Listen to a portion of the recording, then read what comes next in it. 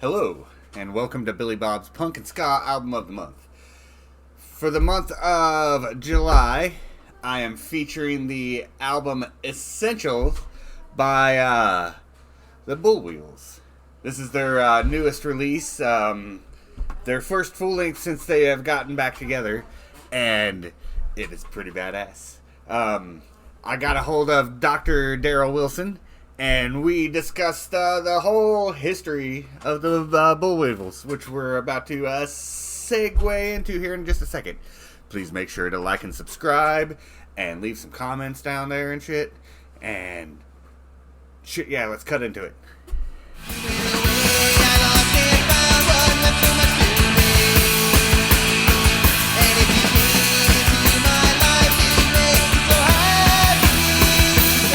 Let's just jump in right into this, man. Yeah.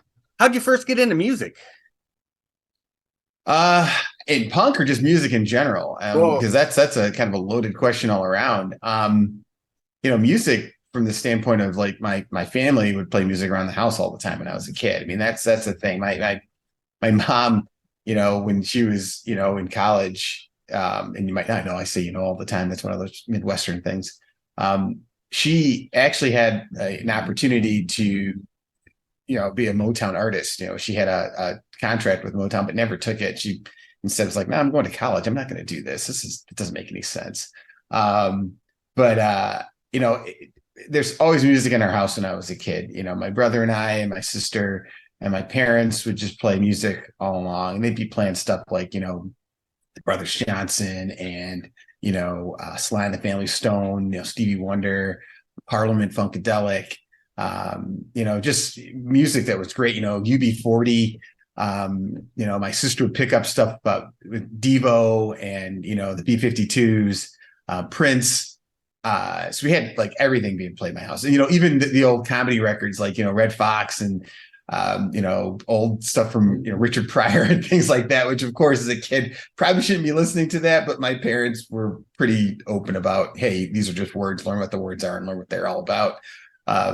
So we had music all around us all the time. And I remember some of my greatest, memories are hearing music at times where I can think back to a moment where, Strawberry Letter 23 is playing, and I can think of like summertime in my house in Michigan and windows open, the apple blossoms, you can smell the flowers and just having this wonderful experience with music.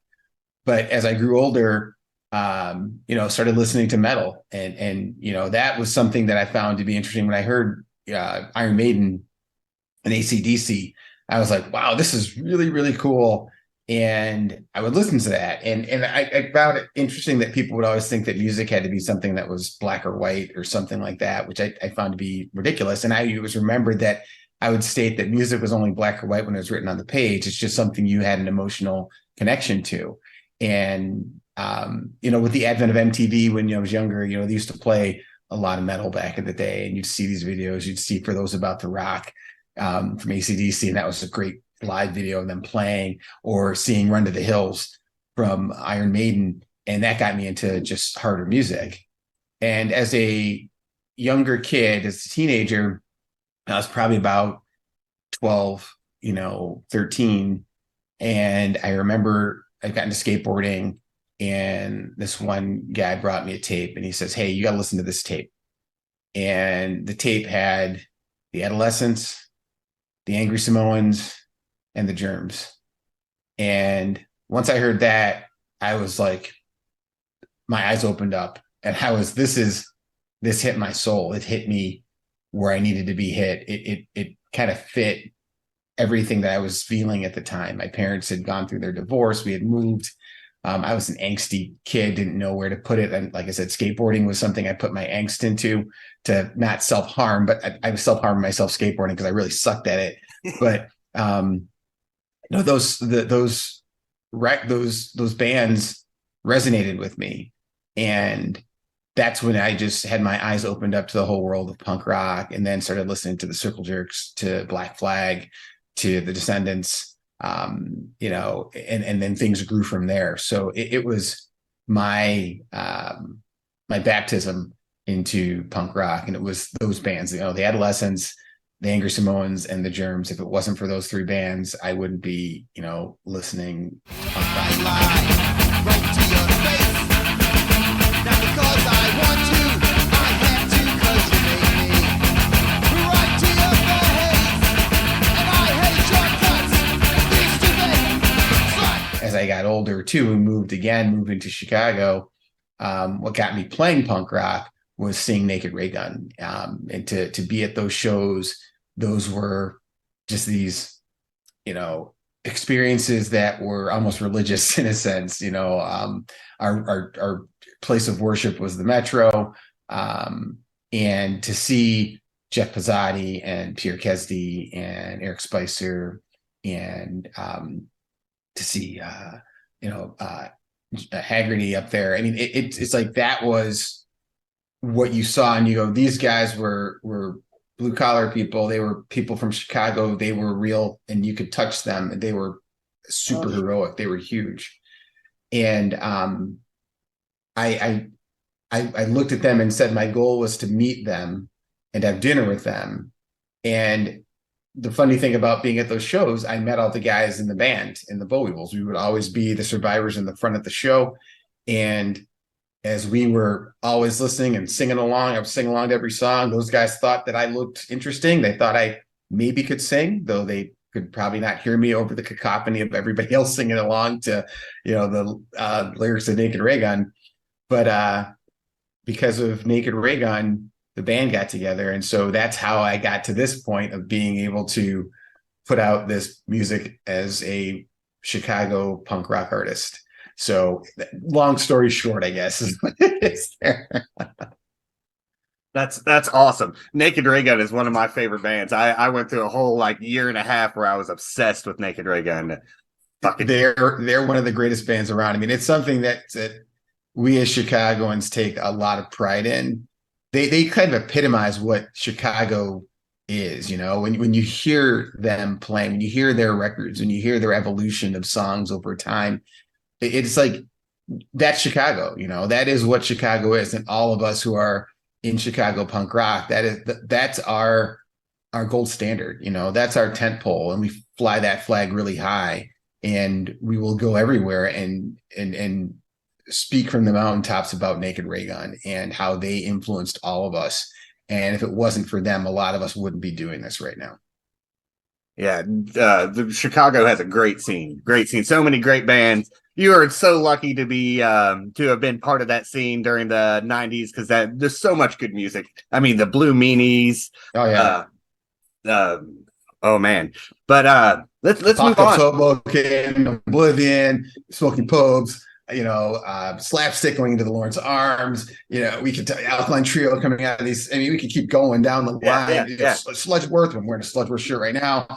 Screeching Weasel, Vindictives. I could keep going, and Tricky Dick. I keep naming bands out of this whole thing. Bollweevils, of course, because we were there. We had a bevy of bands that have been around, and we all still see each other, which is great. When we get a chance to see each other, 80 Fingers Louie, can't forget 80 Fingers Louie. My good friends in that band. It's Chicago's had a great music history. And I mean, the Midwest in general has this whole feel to it that's a little different than both the East Coast and the West Coast, that we take our pride in. And I'm totally, glad to have been a part of it and still a part of it. We wear our hearts on our sleeves, and we're very, real who we are. You get what you get when you meet us. But yeah, it was the 90s of punk rock in Chicagoland area. It was just an amazing time.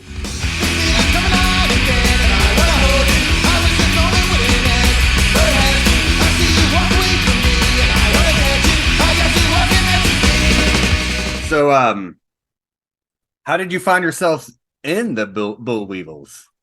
So, like I said, it was going to see Naked Ray Gun, and all of us were going to those shows together. Like everybody in Chicago would go. It was definitely an event to see them play. And myself and my buddy Paul, who's on the live record Bring Back Paul, is one of my best buddies. We go to the Ray Gun shows. So we drive into the city. We were going to the shows. We'd be waiting in line to get into the shows like hours before the show would start, just so we could run up to the front of the stage. And that allowed us to meet, the guys in the band at times. So we'd always be there. And, Ken and Bob at the time, who was playing bass in the band, would go to the shows as well. They'd see us out there in the front. We'd all get in line. We'd be waiting. We'd run up to the front of the stage and be right there. And as we were all surviving in the front against the Skinhead Wall of Death and all the stage divers and everything else, we just had this bond and camaraderie that came out of that. And, Ken and Bob had started the Bollweevils. They'd started the band. They had a drummer at that time, Joe, this guy who then went on to play in this band, the Finger Jays. And then I haven't heard anything about where he's at now. But they had started this band. And one day they handed me a tape and said, "Hey, this is a tape. We want you to sing for us." And I said, "Okay." Like I said, I don't think they knew if I could sing or not. I mean, sing along with everybody at a Naked Ray Gun show. I was just singing with the choir.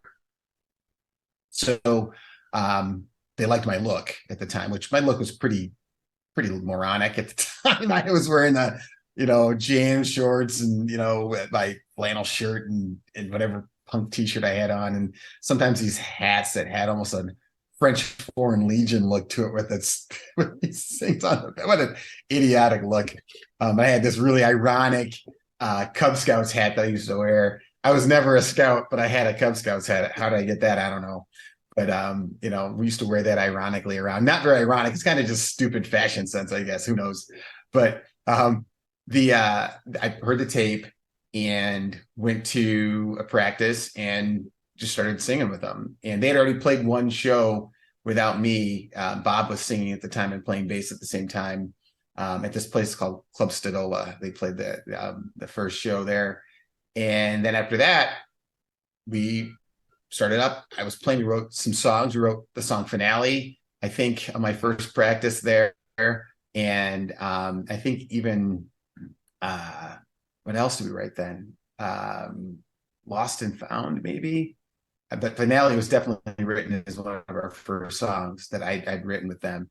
And then we went on to start playing shows kind of locally. And we had this really big show we played at the Metro, opening up for Naked Ray Gun, of all things. That's like one of my first shows is opening up for My Heroes, and that's something that really hit. And the thing that really stuck out of that, which helped us to propel on to grow and think we could do this. After we got done playing as an opening band for Ray Gun, which people received us well. Most opening bands for Ray Gun usually got shunned a lot of times, but we got received really well. I was throwing up demo tapes. And after we got done playing backstage, Pierre Kesdy, God rest his soul, love him to death. He came backstage and he came up to us and asked, "Do you guys have a demo tape? I really love you guys. You guys are really good. I want to hear, I need one of those tapes. I need a tape." And it's like, we're like jaw dropped. There's Pierre Kesdy's in front of us asking us for a demo tape because he thinks that we're good. I mean, that's definitely opening the door to say you belong here in Chicago punk rock when you have the kings, the gods that walk among us saying that you can do this and we like you. And that's how, the Bollweevils kind of started. That's how we got our push. That's how I got into the band. And, thinking back to that and having that story brought up, it just it really hits in a lot of different ways. And it really brings something to me that, you take things for granted sometimes, that you don't think back to those events because you just kind of move on to things. But yeah, that's magical in its own way. It's really magical. And to have your idols tell you that they want something from you is the biggest compliment. And no matter what happens to us at any time, we'll always have that. So that's how the band started up. That's how we all got together. If you wanna say what you wanna say, why don't you say what you wanna say? Let's talk about that 91 cassette tape that you released, the Boolweevils. That's not what you were handing out. No, you were handing out a a previous demo. Yeah, so yeah, that red tape, that's the red tape in 90. So the first thing we released, yeah, it was like 1989, 90 was that red tape. And that red tape was kind of the thing that had some songs on it that we all recorded at Chuck Uchida studio at Attica. And I threw I don't think I was supposed to sell the tapes. And I gave them all away, basically. I just gave them out to people. I'm like, because I just was so happy to have something recorded. I mean, I was in a band now and I had some stuff recorded. My voice is on this thing. We said songs we put together. We wrote these songs and they're out. So I was just happy to like have people hear it. It's like, here, yeah. But I mean, you got to take into account there's a cost of producing something. So you should reap some of that back so you can move on. But I just, here you go. Everybody listen. And I still get, shit on to this day by the guys in the band for that. But funny thing is now they owe more to me. No, actually we owe each other all day. I mean, it all works itself out, right? It all works itself out. But definitely I started off with putting myself in debt by throwing tapes out. So yeah, that was a problem. You learned from that lesson though, correct? I did. The value of things. I learned very quickly that there's a lot of value on stuff. You have to, reap what you sow. And I've learned. I've learned harsh lesson, expensive lessons that we learn sometimes. If you wanna say what you wanna say, why don't you say what you wanna say? Awesome. Then in 92, you released a Disassembler EP. That was a great EP. Yeah. So like maybe before that, we released our first, release of a 7-inch was actually on Underdog Records. So we had we had our own release, which was the Lost and Found 7-inch, which had like a comic book in it. We put that out on our own like label. But then we did Go the Deaf Ripple. Records. Yeah, well, that was like before Go Deaf. Maybe it was something like Go Deaf. Yeah, it was Go Deaf's first release, I think, was back then before it became Go Deaf officially. So we did that, and then we did our 7-inch on Underdog, which was actually the Ripple EP was our first one, and that was fun as all get out. But our Doctor Strange release was the Disassembler. Oh, sorry, Disassembler came out also on $100. On Underdog as well. So that came out then. And then we jumped up, and that was our push to leave Underdog was because we kept wanting to put out an LP, and they kept telling us that we weren't ready to put out an LP, which was kind of unusual. We're like, hey, we're ready to do this. And they're like, no. And instead they were going to put out the Smoky Popes LP is what it turned out to be. And we're like, well, we're ready to do this too. So no, you guys aren't ready. You're not ready. And we were like, fuck it, we're going someplace else. We're going to figure this out because we're ready to put out an LP. And kind of the happenstance is that Ken was driving his car around. He had this little Geo Metro he was driving with a big, emblazoned Bollweevil head on the front of the car, on the hood. And on the back, he had all these stickers. And he had a Rhythm Collision sticker, and they were on Dr. Strange records. And he was driving, and Harlan's girlfriend at the time had seen the car and pulled Ken over and said, he got to pull over.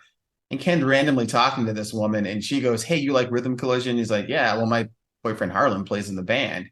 And he's like, oh, so then they exchanged numbers, and then Ken was writing back to Harlan, and, they'd heard us, Doc had heard us, and he was like, hey, we'd like to put you guys on Dr. Strange. And we went out west, played, some shows out west. We were on tour, and we basically became a Dr. Strange band, which was really cool. And we then put out the Chicago EP, which was, that release on Dr. Strange, and kind of put our stamp in saying, hey, here we are, we're the Bollweevils. And that got great distribution, out through Mordam and all.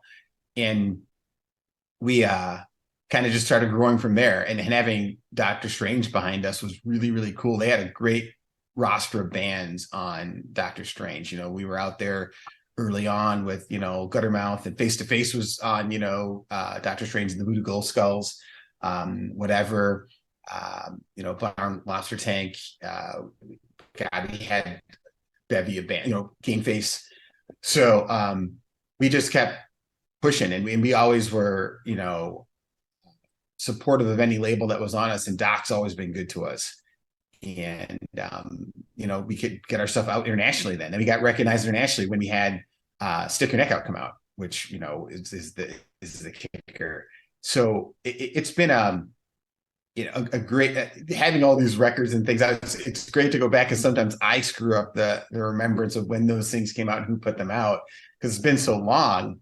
But they all had these special moments that were in time that allowed us to grow into who we are today.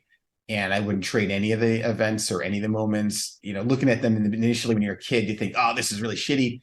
But, you know, they're not shitty. It's just things that happen. And in fact, some of those things turned out to be the best things that could ever happen to us when you look at them in a different perspective. Yeah. And it is worth noting that all of those releases, including your split with 88 Fingers Louie, are all on their Doctor Strange History of the Bollweevils Part 1, which is available on Bandcamp. Yes, which is a pivotal record too that people always go to. And it's great because it collected all those, you know, 7 inches and all these obscure things that were out there and put them in one place so people could hear it. And in thinking back, you know, it's an interesting setup, because a lot of our stuff, if you wanted to hear it all, was on these like splits with other bands, 7 inches out there.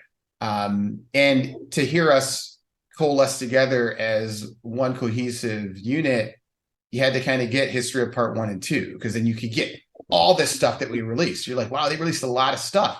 Yeah, but it was all on these smaller releases all over the place that people could pick up. So being a fan of us, you had to really kind of dig, but having Dr. Strange behind us kind of coalesced everything together so people could really hear what we were. And then having our LP releases of having Stick Your Neck Out and then Heavyweight, that kind of made people go, okay, here are the Bollweevils. I know who they are. They're a Chicago staple. That they're part of this, you know, bevy of bands from the 90s.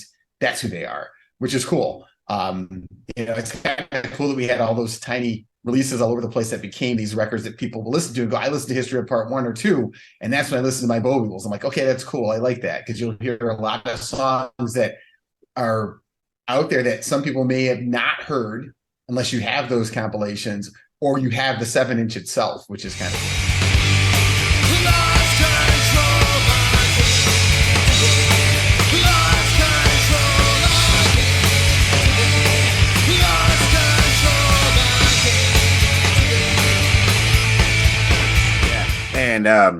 And speaking of Part 2, History, all the Naked Ray Gun covers that you did for random compilations, that like your cover of Vanilla Blue, that's one of my favorite Naked Ray Gun songs. Next to Treason has to be my favorite. But your cover of Vanilla Blue was phenomenal. Yes. No, I mean, like we had, you know, the idea of doing like, you know, homage to, you know, Chicago bands like the Effigies and Naked Ray Gun. It's always something we had to do because they paved the way for us to do what we do now. And yeah, I mean, us doing Vanilla Blue, that was like one of those ones like, yeah, this is, we're going to do this song. We can do it. We had a whole time that we used to play as a Naked Ray Gun kind of tribute cover band, where we were called Rat Patrol. And we did a couple of sets as Rat Patrol in Chicago, and actually did one when we were on tour. We were playing in Texas, I think, or Oklahoma, somewhere. And the band that was going to open up wasn't there. So we opened up for ourselves as Rat Patrol. And we were playing Ray Gun covers. And this guy in the audience goes, "Get off the stage. We want to see the Bollweevils." And I'm like, "We are the fucking Bollweevils, you asshole." It's like that's the thing. We're just playing these songs right now. We'll play our set. So it was those songs are just staples of all of our, growing up, and to do them and hopefully do them well is the key. And in fact, there's a record coming out, Godspeed. It's going to be released at the end of the month. You can kind of pre-order it. It's a tribute record to Pierre Kesey. All the proceeds from the sale of the record go to his family. And that has a whole bevy of bands on there, like Hot Water Music's on there, covering Wonder Beer. You've got Swingin' Utters on there as well. You've got, local bands like The Usuals and Great Trash Aliens here, Death in Memphis, some of the local bands that are really good here. We're on there. The Methadones are on there. The Broke Downs. Jay Robbins is on there. Face to Face is on this record. So there's a compilation coming out and we do I Remember on that one. So we've actually now covered that song as well too, to add to our bevy of Ray Gun songs we've covered. So that's coming out soon. So yeah, look out for that. That's going to be a great record. People should order that. You can pre-order it now. It's it's special because it's all of us giving tribute to Ray Gun, and of course helping out our good friend and our we love him, Pierre's family. Once again, all the proceeds go to his family. So definitely check that out if you want to hear more Ray Gun covers, and not just by us, but by some other great bands as well too. And now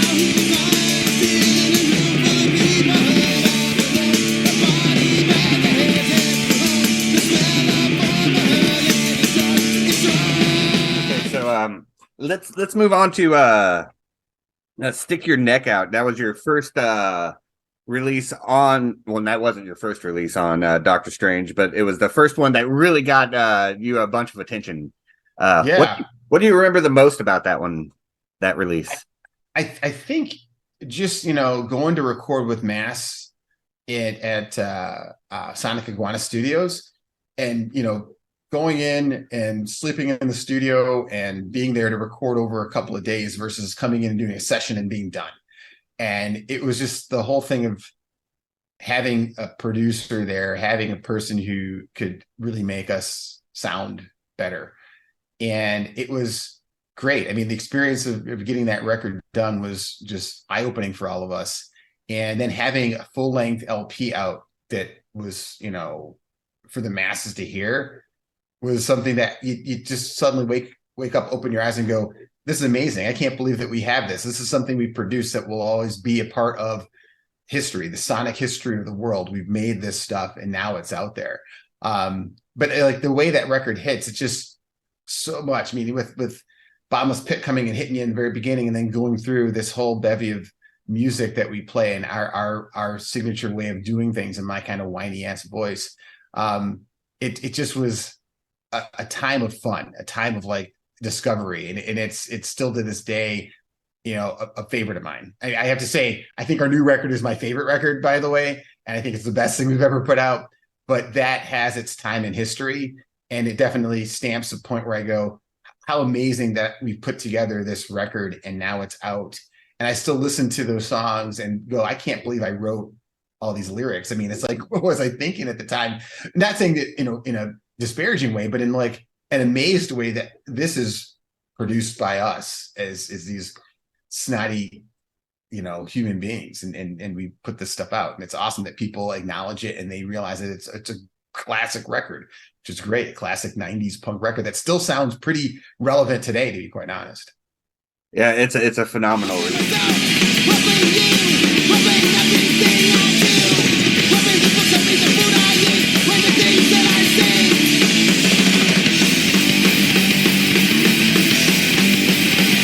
And then Heavyweight was the first one that I actually acquired as a kid. I had it on a cassette tape that I'd ripped. I bootlegged your cassette tape. I'm sorry. But I even forgot who I got it from. But I wore that tape till it broke, and unfortunately I never really reacquired it. But that's a great release, especially the cover of "Pay to Come" that was at the end of it. Yeah. Why is it not on the YouTube music? I was quite disappointed when I went to re-listen to it, and there was a lack of the Bad Brains cover. Probably because the idea of the cost associated with doing a cover when you've not gotten permission to likely do that that may be the issue associated with it. So we can't infringe upon those rights of the songwriters, etc. So that's why when you're a kid and you do things, you think, hey, this script doing an homage, not realizing there's actually a cost. The artist produced that and you shouldn't steal their stuff. So you might have bootlegged it, and I think we probably didn't ask permission to record the song, though they're one of our favorite bands. That doesn't really cut it as a contractual agreement. Because you're our favorite, you can do this for us. That's the thing. Contract or not, that was a great cover. Thank you. I think we did a good job too. A lot of cowbell in that, though. A lot of cowbell in that song, though. I'll tell you. Yep, that was a great release.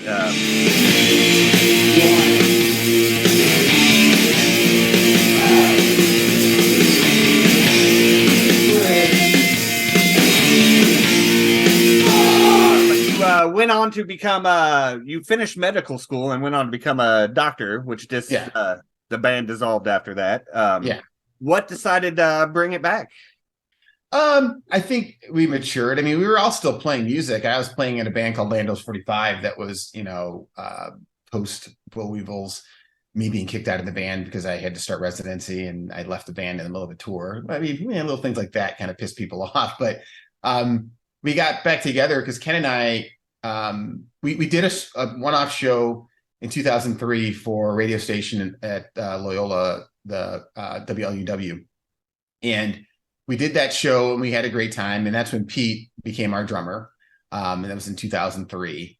And we thought, okay, we're done. We're not going to play again. But we had such a great time. Ken and I started playing some music together and Pete was playing drums with us. So we were messing, Pete wasn't. We were playing with another guy, Matt. And we were trying to figure out if we wanted to play music. And then Riot Fest came around and Naked Raygun wanted us to play Riot Fest, one of the early Riot Fests at the Congress.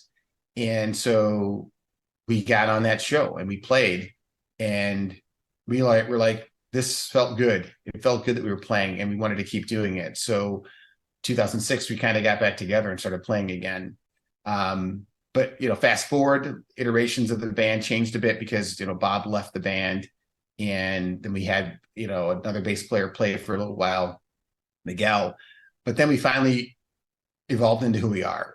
Pete Mittler joined our band as our bass player, and he's been our friend since since way back in the day, going to shows, and he was our first driver on our first tour. So Pete's always been a buddy of ours.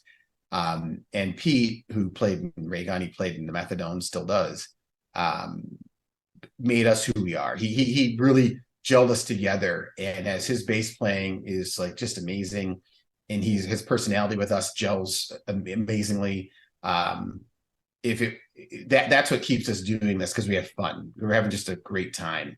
All the members of the band, we're all brothers, and everything that we do is enjoyable. And if it wasn't, we wouldn't keep doing it. I mean, that's what keeps the longevity of a band or any organization. It's like you have to enjoy the people you're with and enjoy what you do. And if you have those two things, you have everything.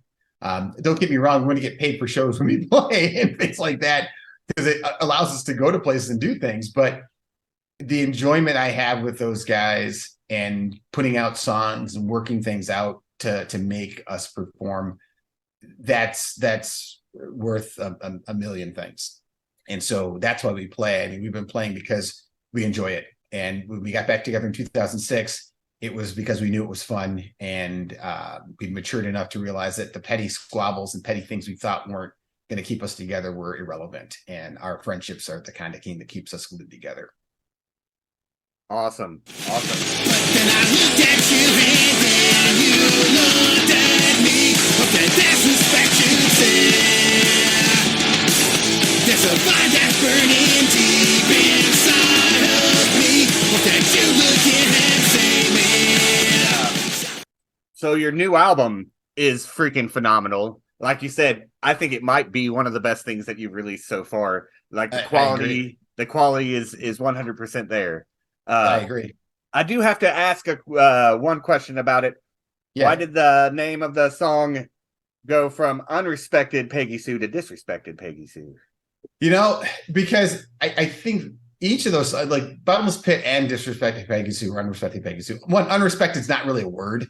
It's the whole thing in reality. I've known that for all the years the song has been written. I wrote that down as a play on words and things. And it's like, boy, this is not even a word. And like, yeah, it isn't, but you know what it means. Everybody knows what this means. So it stayed. And then finally, it's like, okay, we're now who we are. We have the song. We're playing it very differently than we did. So it's almost like a new song. So it's like, well, why not title it differently? Because you're playing it differently. And it's like, make it right. And so don't disrespect Peggy Sue like she's being disrespected in the whole thing. Just make it right, man. So that's why it changed. The song's changed, and I have to, give props to Pete writing that cool bass and playing the bass as well as he did and making it change. That we had to not disrespect the word disrespect. Awesome. But that album is great. Tell me a little bit about it before we get cut off here. I think that, it's one of the best things we've put out. It's essential to listen to as essential. I think it's just a banger. It basically, you hear it, you listen to it, and you want to listen to it again because it's pleasing. It's hard. It's got messages. It's got, the sound of it is wonderful. It's bombastic. It's thought provoking. It's, makes you want to get up and smash things. It makes you want to get up and do something about our situation in life. It makes you want to look at your situation in life and make sure you live to the fullest. It fits these bills that, needed to be paid for the past 3 years that we've been dealing with craziness. And I'm so proud of it. All of us are proud of it. We put work in together as a unit to make this the best thing that we could put out. And I'm glad that people are enjoying it because we enjoy it. And I think that it just pushes us to continue to evolve and do, greater and do better. It's definitely us, but it's us matured. It's us where we are now. And I think where we are now is in a good space, and we're going to keep growing, which is awesome. And I want people to grow with us. So get it out, get the record, listen to it. It's wonderful. I love it. And you love it. And a lot of people love it. And so anybody who hears it right now, you're going to enjoy it. How badass was that? It was full of a lot of great information, man. And it was so awesome of Dr. Daryl Wilson to answer all those questions for us. I'm going to leave some links down in the bottom to the Bandcamp page that has all their whole discography on it, as well as a link to that Godspeed tribute album. Like I said before, please make sure to like and subscribe. I hope you really enjoyed this, and I will catch you next month.